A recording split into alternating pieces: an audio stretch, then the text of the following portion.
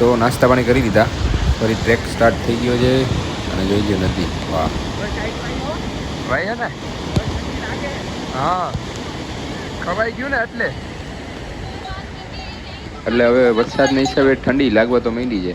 રેનકોટે પહેરી લીધો છે, અંદર હવે સ્વેટર પહેરવું પડશે એવું લાગે. તો હાલાતનો આઈડિયા આપી દઉં.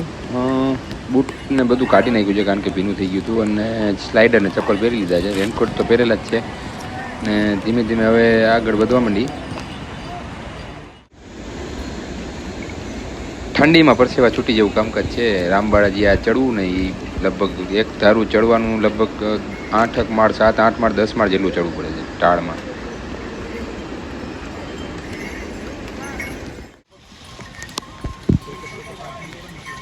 હે વરસાદ ને આ ઘોડા ને બધું કાદવ ને પોટીને એના હિસાબે બધું કિચકાણ જેવું થઈ ગયું છે. થોડો થોડો વરસાદ પડ્યા રાખે છે ને કાંઈ ધોવાતું નથી, એટલે થોડુંક સ્લીપરી જેવું થઈ ગયું. અને પાછું હારવાર ચડવું એટલે પગલાય માંડ ધીમે ધીમે માંડવા પડે એવું કામકાજ છે.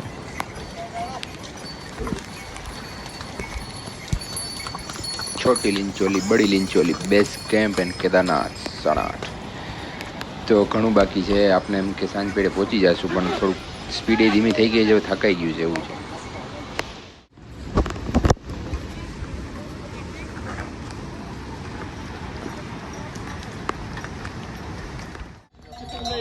એટલે અહીંથી ઘણા બધા પબ્લિક શોર્ટકટ મારી રહ્યા છે. જોઈ જઈએ અહીંથી કેટલોક આગળ ગાળો કેટલો કપાઈ છે. અમે પણ ટ્રાય કરી લઈએ કરવી. ખરેખર અફાઈ ગયું ભાઈ.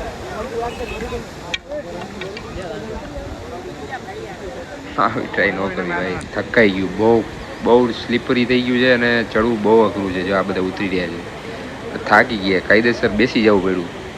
કાયદેસર 5 કે 7 મિનિટ ત્યાં બેઠા છીએ એક દાડા.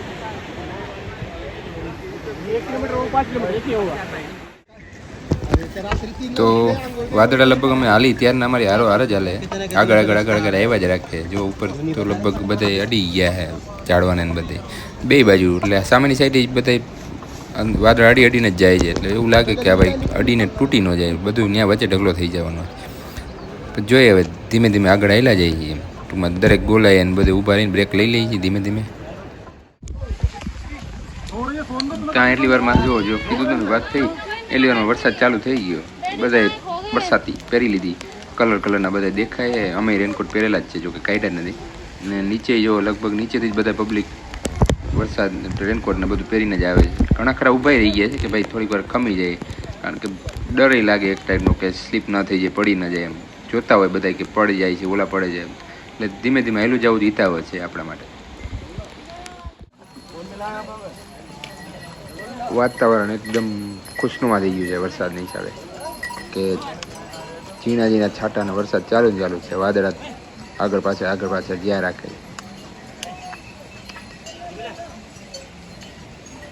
વરસાદ ઝીણો ઝીણો ચાલુ છે ત્યાં લગી વાંધો નથી, પણ જો અહીંયા વધારે આવી જાય તો હેરાન થઈ જાય એવું છે.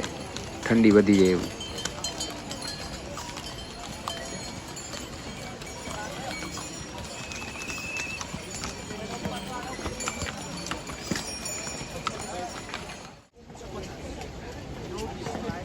એટલે આપણે સવારના અત્યારે લગી જંગલ ચટ્ટી ને ભીમબળી બધું પાર કરી નાખ્યું, અને ગૌરીકુંડથી આપણે 9 કિલોમીટર આવ્યા છીએ.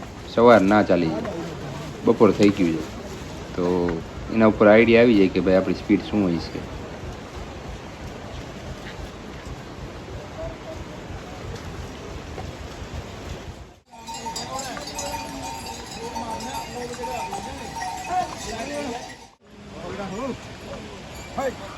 તો 3 વાગી ગયા અને જોઈ જો સામે નજારો, જો આમ વ્યૂ આવે છે ને, એક નંબર આવે છે. અને વાદળ આમ ઢગલો થઈને અડીને ભેગા થઈ જતા એવું લાગે. છેટ સુધી વાદળ જ છે.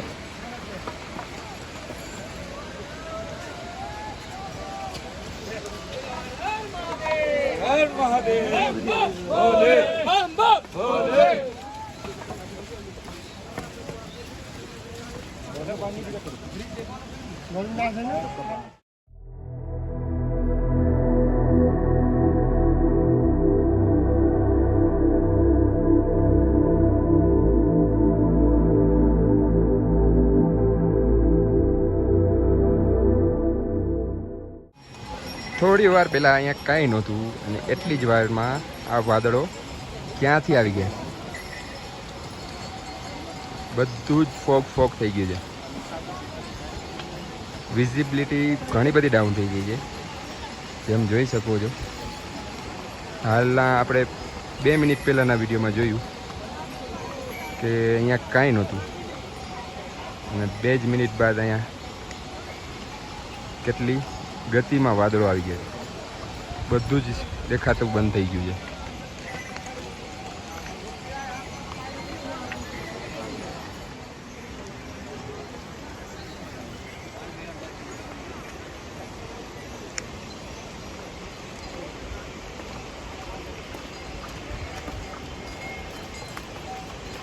ध्यान से करिए.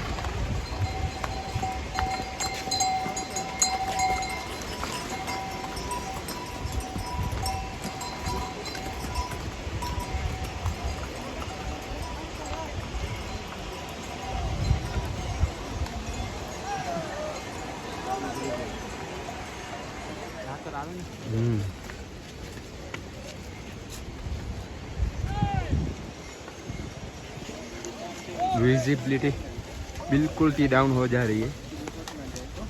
बहु दिखाતું ઓછું થઈ ગયું છે થોડી જ વારમાં.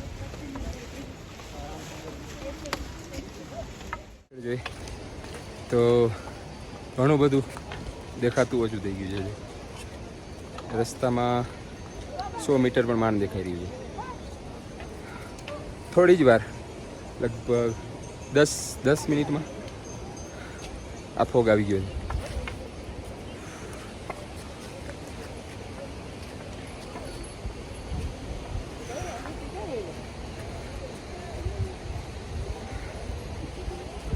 પાણીનો પણ અવાજ આવી રહ્યો છે ખડખડ ખડખડ.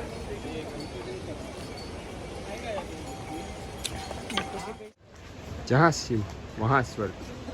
સાચી વાત છે પૂરેપૂરી 100%.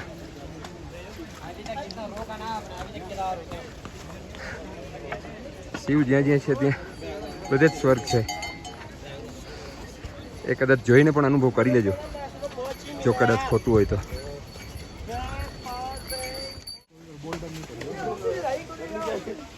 પૂરા ફોગ ચારે બાજુ ધુમ્મસ, વાદળ જ વાદળ ને પાણીની બૂંદ પણ ફીલ થઈ જાય એવા વાદળ છે.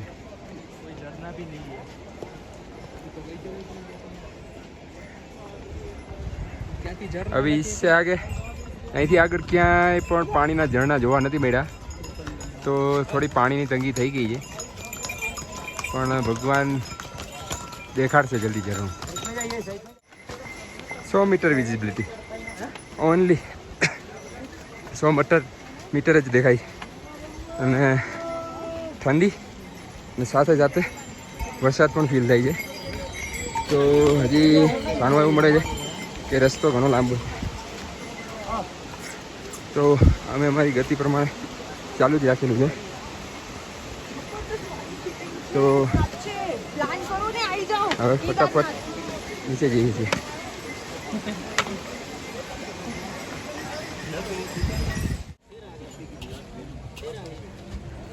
તો લીંચોલી છે.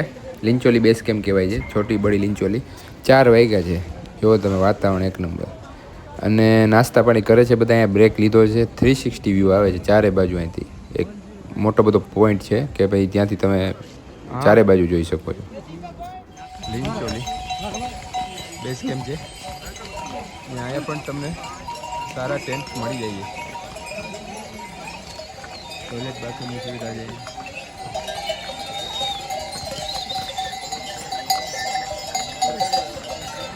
અત્યારે ફોગના હિસાબે કંઈ દૂર સુધી દેખાતું નથી. રસ્તો પણ નથી દેખાતો. તો આ છે લીંચોલી કેમ્પ. એ જો છે બરાબર.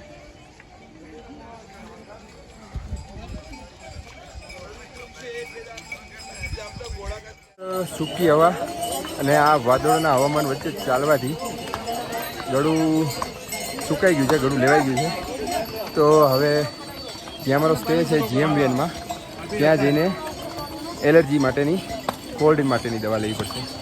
તો હું પણ સજેસ્ટ એ કરીશ કે જેમ બને એમ બધી જ પ્રકારની દવાઓ જે જીવન જરૂરિયાતની છે તે સાથે રાખવી. અહીંથી બેઝ કેમ્પ બસ કિલોમીટર 1.5 કિલોમીટર જ દૂર છે.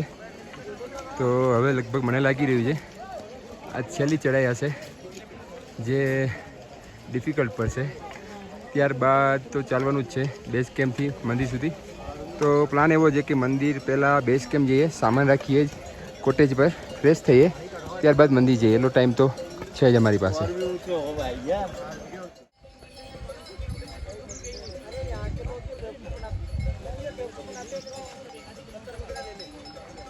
પૂરું ટેમ્પરેચર અત્યારે 3-4 ડિગ્રી જેવું થવા જઈ રહ્યું છે.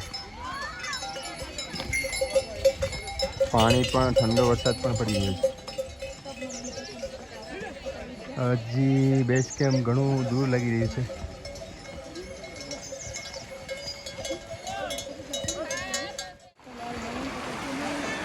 તો જેવી આશા હતી એમ જ 5:30 થઈ ગયા અને વરસાદ ફૂલ ધોધમાર ચાલુ થઈ ગયો, 1 નંબર. અને ઠંડી પણ 1 નંબર છે. જોઈ લ્યો અમારા ભાઈની હાલત, મફલર આ ટોપી ને બધું પહેરી લીધું, હાથના મોજા. મારી પણ એવી જ હાલત છે અને બધાની એવી હાલત છે, છોકરાવાળા અને બધા બહુ હેરાન છે. ઠંડી પણ બહુ 1 નંબર પડે છે. જે ઘણાને તો ઉપર જઈને રોકાવાનું કંઈ નક્કી નથી. અને અમે કોફીનો ઓર્ડર આપી દીધો કે ગરમ કોફી પી તો ઠંડીમાં ગરમાવો વધી જાય શરીરમાં.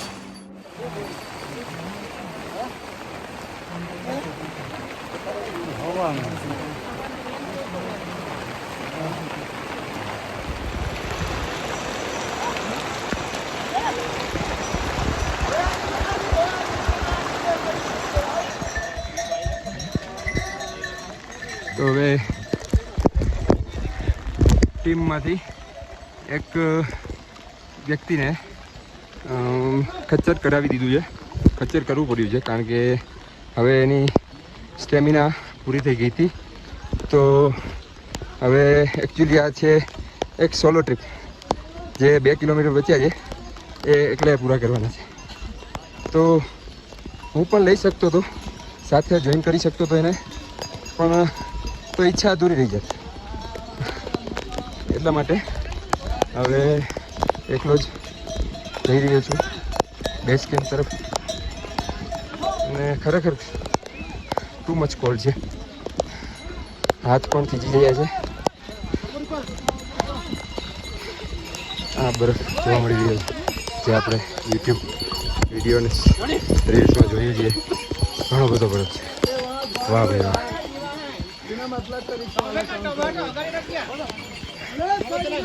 જય બોલે.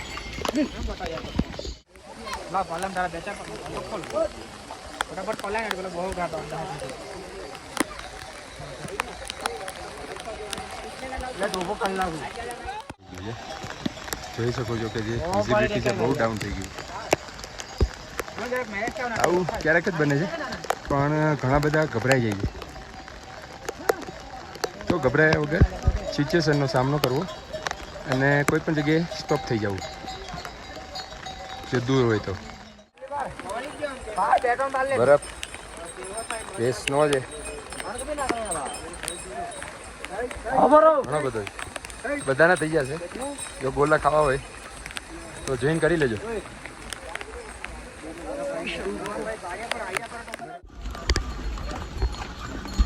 તો વરસાદના હિસાબે સ્પીડ બહુ ઓછી થઈ ગઈ છે અને ઠંડી પણ બહુ લાગી રહી છે. તો હવે નથી લાગતું કે રાત થઈ જશે પહોંચતા ધીમે ધીમે. કારણ કે ભાઈનો ફોન આવ્યો હતો જે ખચ્ચરમાં બેસી ગયો છે. એ લગભગ હજી થોડો દૂર છે, ત્યાં ઘોડા પડાવ છે, ત્યાં ઉતાર્યો છે. તો એ પણ હજી ત્યાંથી ચાલીને જશે. એટલે આજે દર્શન નહીં થાય એવું લાગે છે કારણ કે બહુ થકાઈ ગયું છે એકદમ.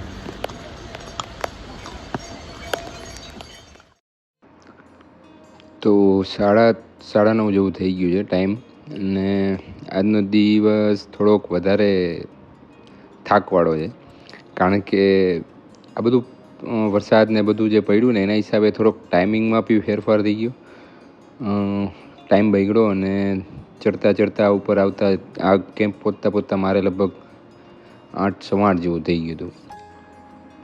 અને પહોંચ્યા પછી પણ બહુ કાંઈ હોશ કે ટૂંકમાં કંઈ એનર્જી નહોતી રહી. એટલે બહુ અહીંયા જમવાનું ઇન્ક્લુડ હતું પણ જેમાં નહોતા. થોડોક નાસ્તો ભેગો બેગમાં હતો, જે વેફર્સ ને એવું બધું એ ખાધું અને પછી કીધું કે સૂઈ જાય એમ. અને બધું ઠેલા ને બધું વરસાદનું ઓલ આઇટમ્સ બધી પલળી ગઈ, બધું બારે કાઢીને અલગ અલગ રાખ્યું એટલે થોડું ઘણું સુકાય તો. અને અત્યારે બંક બેડમાં જ છે. અમે નંદી બેઝ કેમ્પમાં જઈએ અને પફ્ડ જે ઇન્સ્યુલેટેડ કેબિન્સ હોય એમાં છે. ને અમારી સાથે બીજું એક કપલ જે 40-50 વર્ષ આસપાસના હશે. તો બધા સૂઈ ગયા છે અને અમે પણ સૂઈ ગયા છીએ. આ તો દિવસનું અપડેટ આપી દો. બાકી આનંદ બહુ આવ્યો, લોકેશન ને બધું, વરસાદ ને બધું બહુ માણ્યું, પણ થાક પર બહુ લાગ્યો છે. તો હું પણ એમ કહીશ કે આવો તો બુકિંગ કરીને આવું અને થોડુંક સેફ રહેવું. અને જોઈએ હવે કાલનો દિવસ ફ્રી જ છે, મંદિરના દર્શન કરશું, આસપાસના દર્શન કરશું બધે. અને કાલ રાતે પણ અહીંયા જ હજી આપણે છીએ, રોકાવાનું છે. તો બન્યા રહેજો ત્યાં સુધી. અને નેક્સ્ટ અપડેટ હવે નેક્સ્ટ વિડીયોમાં જ આપીશ. આજે આટલું જ હતું. Thank you very much.